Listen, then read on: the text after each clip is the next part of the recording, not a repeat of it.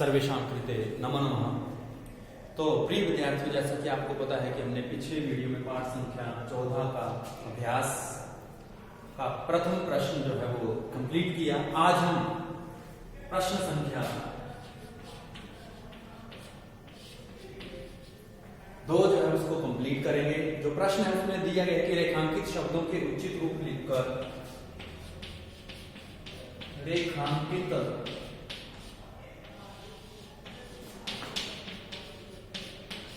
शब्दों के उचित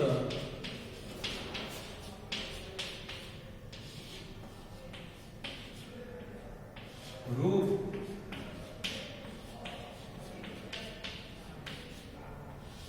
लिखकर वाक्यों को शुद्ध कीजिए।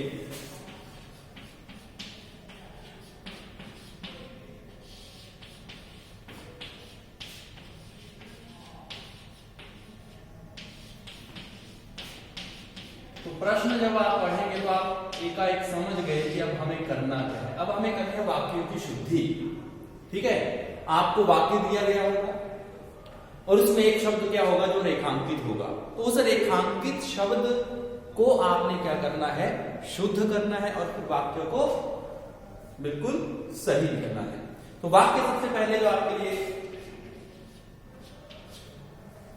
क वाक्य है, बालिका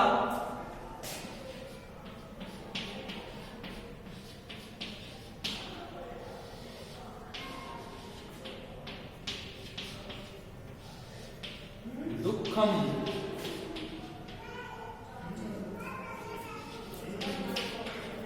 क्रंदति। बालिका दुखम क्रंदति, ये जब हमने लिख दिया अंडरलाइन शब्द है, रेखांकित शब्द है वो ये है। अब आपको पता है कि ये हमारा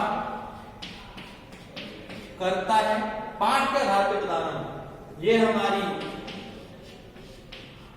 क्रिया है। समझ गए?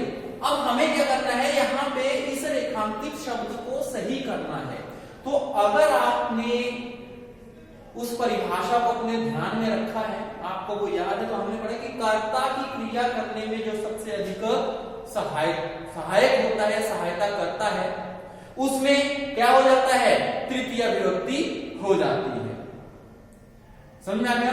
अब बालिका मतलब बालिका लड़की,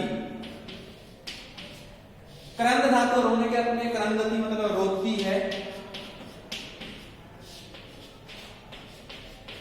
बालिका रोती है, लेकिन किससे रोती है? अगर उसको कोई दुख होगा तो ही रोएगी ना। तो शब्द ही हमारे पास दुखम है, तो इसमें हम क्या करेंगे, तृतीय विभक्ति का प्रयोग करेंगे। तो आ जाएगा दुखेन। बालिका दुखेन क्रंदति। यहां पे जो राइट शब्द आएगा, दुखम की जगह क्या आएगा, दुखेन, मतलब दुख से। समझ आ रहा है? बालिका दुखम क्रंदति ये अशुद्ध शब्द था, रेखांकित शब्द हमारे पास ये था। जब कर्ता क्रिया की पहचान कर ली, तो इस कर्ता की क्रिया को करने में जो अधिक सहायता कर रहा है वो ये शब्द कर रहा है, इसलिए यहाँ पे हमने क्या कर दिया, जो हमने पाठ में पढ़ा उसके अकॉर्डिंग कर दिया, तृतीय विभक्ति का प्रयोग है वो कर दिया। बालिका दुख से रोती है। आई होप आपको ये समझ में आ गया। तो शुद्ध जो शब्द आएगा वो आएगा आपका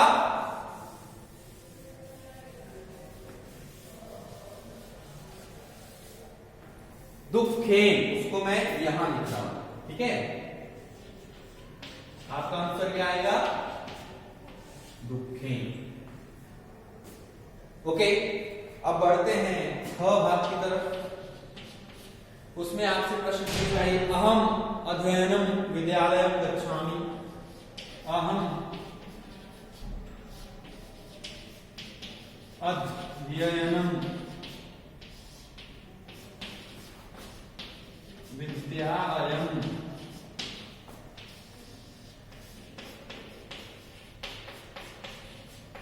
गच्छामि। वही कर्ता क्रिया आप पहचानेंगे। और जो अंडरलाइन शब्द है वो हमारे पास है अध्ययन। अब हमारे पाठ में दो कारक चिन्ह पड़े, करण और संप्रदान। तो अब यहां हम देखते हैं तो क्या है, अहम मतलब मैं विद्यालय को जाता हूं। क्यों जाता हूं? अध्ययन शब्द मतलब पढ़ाई की, पढ़ाई।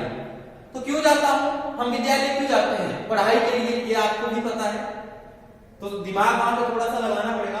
तो अध्ययन शब्द पढ़ाई के अर्थ में यूज किया गया है। अब इसमें के लिए आपने जब चिन्ह पढ़े हैं, आपको इसीलिए बोला कि वो आपको पूरा चार्ट कारक, कारक चिन्ह और विभक्ति।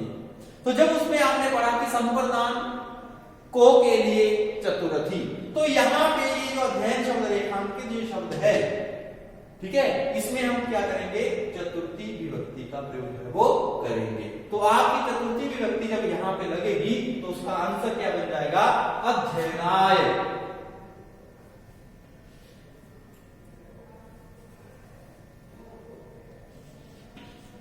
अध्ययनाय मतलब पढ़ने के लिए। अहम अध्ययनाय विद्यालयम गच्छामि। अध्ययनम की जगह आएगा अध्ययनाय मतलब पढ़ने के लिए। यहां पे पहले वाले वाक्य में तृतीया। क्यों? क्योंकि कर्ता की क्रिया में, कर्ता की क्रिया जो हो रही है उसमें जो सबसे अधिक उस क्रिया को करने में जो सहायता कर रहा है वो क्या कर रहा है? ये शब्द कर रहा है। इसलिए यहां पे क्या हुआ? तृतीय विभक्ति का प्रयोग हुआ। तो आपको डेफिनेशंस भी याद रखनी है, तभी आप प्रश्नों को हल कर पाएंगे। रट्टा नहीं मारना है। वानरः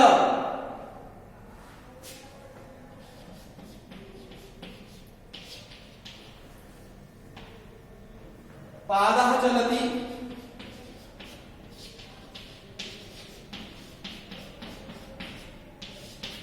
अंडरलाइन शब्द है ये, आपको पता है वानरः चलति, कर्ता क्रिया, ठीक है। अब ये जो कर्ता है इसकी क्रिया, चलने की जो क्रिया हो रही है, चलने में सबसे अधिक सहायक क्या कर रहे हैं? सहायता क्या हो रही है? किनके साथ हो रही है? अपने पैरों के साथ। तो जो कर्ता जो है चलने की जब ये क्रिया कर रहा है, जैसे आप मुझे देखते हैं कि मैं चल रहा हूं, तो मैं कैसे चल रहा हूं? अपने पैरों के बल चल रहा हूं, ठीक है। तो चलने की जो क्रिया है उसमें उस क्रिया को करने में सबसे अधिक सहायता क्या किसकी हो रही है? हमारे पैरों की। इसलिए ये जो पाद शब्द है, पादा, इसमें क्या आएगा? आपको पता है तृतीया। अब मैंने क्या बोला था कि जैसे बंदर आपने देखा है वो कैसे चलता है, उसको भी आपने देखा है। हम चलते हैं 2 पैरों से, वो चलता है 4 पैरों से। इसलिए जहां पे 3 या 3 से अधिक संख्या हो जाएगी वहां पे बहुवचन का प्रयोग करेंगे। तो आपको पता तृतीया का जब बहुवचन हम यूज करेंगे तो आपने पढ़ा है पादे, पादाभ्याम पादई। जो राइट आंसर आएगा वो आएगा पादई। ये हमने पाठ में भी पढ़ा और इससे पहले भी एक क्वेश्चन सॉल्व कर लिया है, तो उसमें भी आपने उसको सही किया था। उसके आगे देखिए घ भाग में। घ भाग में होता है कि सर्वे जनः, सर्वे जनः, जनः मतलब लोग, नेत्रेण पश्यन्ति,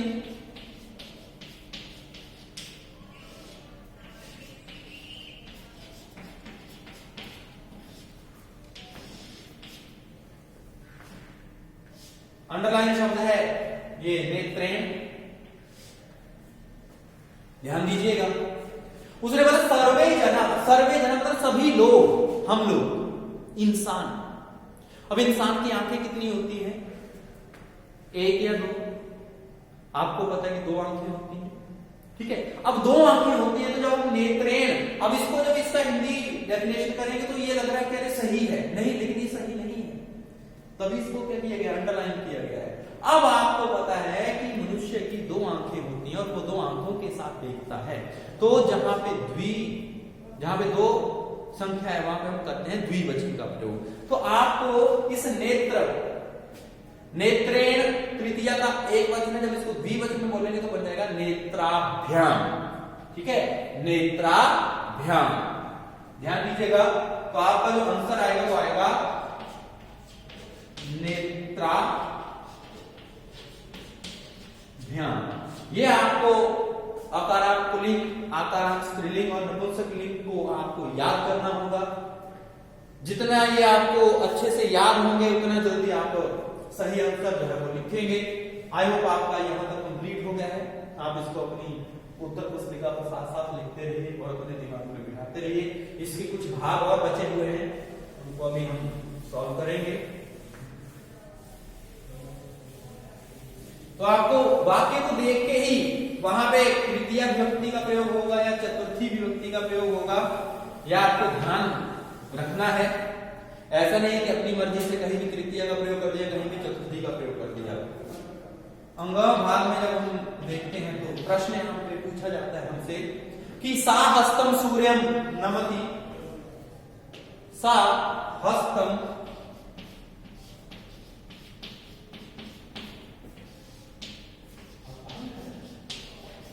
सूर्यम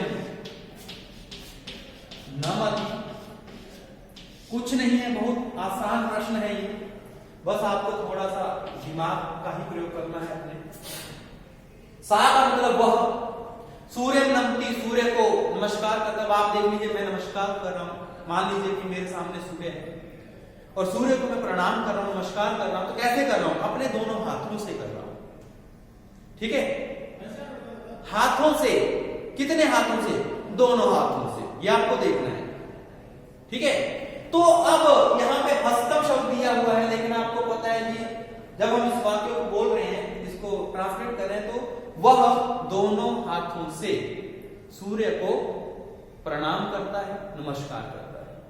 कभी भी आप किसी को प्रणाम करते हैं, अपने अध्यापकों को प्रणाम करते हैं, अपने मम्मी पापा को प्रणाम करते हैं, तो दोनों हाथ जोड़ के ही प्रणाम करते हैं। भगवान के आगे जब आप जाते हो तो ऐसे दोनों हाथ मतलब जोड़ के उनको प्रणाम करते हैं। तो दोनों हाथों का जब वहां पे प्रयोग होगा, और मनुष्य के दो ही हाथ, इसलिए यहां पे क्या आएगा? द्विवचन का प्रयोग आएगा। यह आपको थोड़ा सोचना पड़ेगा कि हम क्या करने जा रहे हैं, क्योंकि हमसे रिलेटेड जुड़ी हुई बातें हैं। अगर इनके ऊपर भी हम ध्यान नहीं देंगे तो हम कुछ नहीं कर पाएंगे। इसलिए इसका जो राइट आंसर आएगा, आपको पता अब क्या होगा? तृतीया का द्विवचन, तो हस्ते, हस्ताभ्याम, हस्ते, लेकिन द्विवचन है तो हस्ताभ्याम।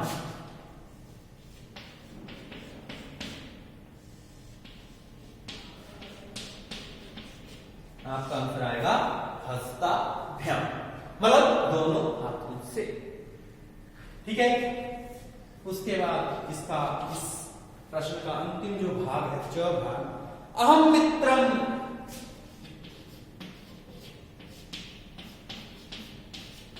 अहम मित्रम पुस्तकम नयामि।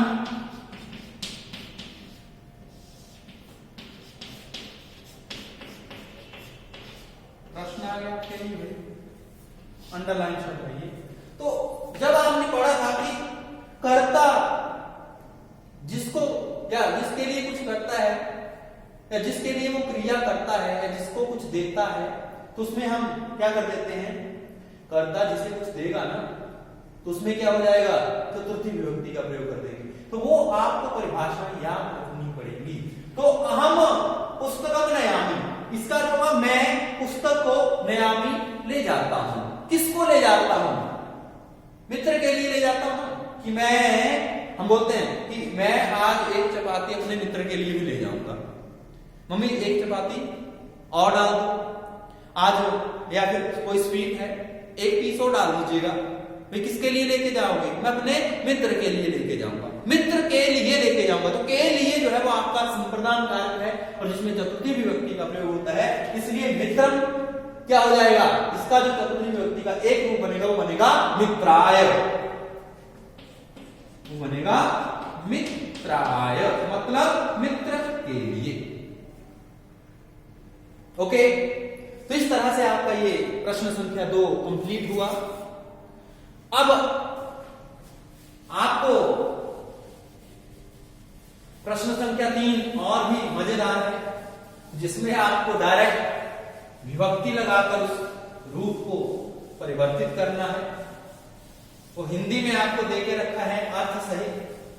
अब उस अर्थ के आधार पर आपको वहां पे बोलता है कि निम्नलिखित शब्दों की संस्कृत लिखिए। बहुत बढ़िया प्रश्न पूछा है। निम्नलिखित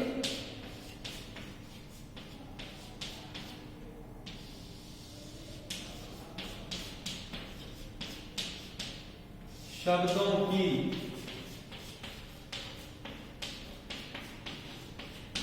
संस्कृत लिखिए। बहुत ही बढ़िया प्रश्न है ये। अब आप इस प्रश्न को एकाएक सॉल्व कर लेंगे। अगर मेरे सामने होते कक्षा में तो ये प्रश्न मैं आपसे ही करवाता। क भाग में आपको दिया गया कि पढ़ने के लिए, पढ़ने के लिए शब्द है आपके पास, पढ़ने के लिए। ठीक है, तो आपने इससे पहले शब्द क्वेश्चन में सॉल्व भी किया उस शब्द को, तो क्या आ जाएगा? अध्ययनाय। दो शब्द यहां पे हम यूज कर सकते हैं। पहला अध्ययन नाय या पठनाय। ठीक है, पढ़ने के लिए अध्ययनाय या फिर पठनाय। देन उसके बाद ख भाग देखेंगे तो बोलता है भोजन के लिए,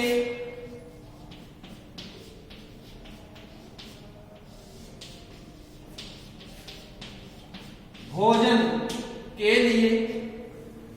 आपको पता है चतुर्थी का प्रयोग जब कर देंगे तो बन जाएगा भोजनाय। भोजनाय। घूमने के लिए, यहां आपने सब शब्दों को पढ़ा है, बस आपको क्या करना है, उसमें विभक्ति प्रयोग करनी है बस। घूमने के लिए,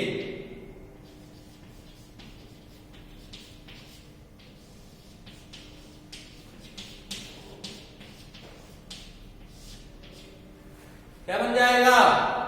भ्रमणाय। ये आपको अपनी वोकैबुलरी बढ़ानी पड़ेगी संस्कृत की, किस चीज को क्या बोलते हैं, कैसे उसमें हम फिर शब्द प्रयोग करेंगे। तेजी से, आगे बोला उसने घ भाग में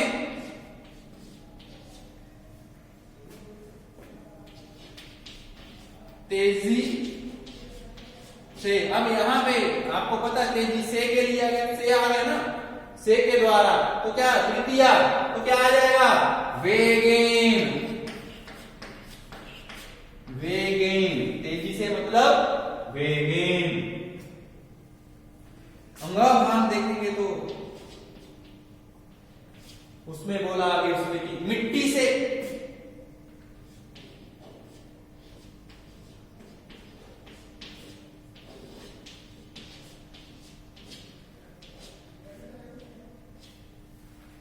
मिट्टी से। मृदा मतलब मिट्टी। अब मृदा मिट्टी समझ गए, लेकिन जब इसको हम क्या करेंगे, अब ये चलेगा आकाराम। देखो आपको शब्द को भी तो पकड़ना है। अगर आप शब्द को समझ जाएंगे तो आपको कहीं भी कोई समस्या नहीं आएगी। लेकिन अपनी मर्जी से पर ऐसे कि कंटिन्यूटी में चल रहा है तो बस जैसे लिख दिया वैसे हो गया, नहीं। मिट्टी से। अब मिट्टी से शब्द जो है सिंपल है, आकारान, स्त्रीलिंग की तरह चलेगा। मृदया मतलब मिट्टी से क्या होगा? मृदया। जैसे लतया वैसे ही मृदया। देखिए ये आपको मैंने पहले बोल दिया, 3 शब्द रूप आपको ऐसे याद होने चाहिए कि उनको आप कहीं भी कभी भी ना भूलें। अकारांत पुल्लिंग, आकारांत स्त्रीलिंग और नपुंसकलिंग। अब इसका जो एक भाग च भाग आगे बचा है उसको भी कंप्लीट कर दें। च भाग वो है गेंद से। गेंद से, गेंद से आपको पता है शब्द मैंने पढ़ा है, तो आएगा कंदू केन। इनके ऊपर डिटेल से चर्चा करने की आवश्यकता नहीं है, क्योंकि इन शब्दों को आपने अभी 15 बार पढ़ लिया, कम से कम 15 से 20 बार। बार बार वैसे ही प्रश्न आ रहे हैं। गेंद से मतलब कंदू के, तो आपको शब्द रूपों की जानकारी होना अति आवश्यक है। तो इन प्रश्नों को आप अच्छे से पढ़िए, समझिए। जहां भी किसी को कोई समस्या आती है तो वो मुझे व्हाट्सएप करके बताइए, और अगले वीडियो में हम प्रश्न संख्या 4 और 5 को हल करेंगे। तब तक के लिए शुभ दिन, धन्यवाद।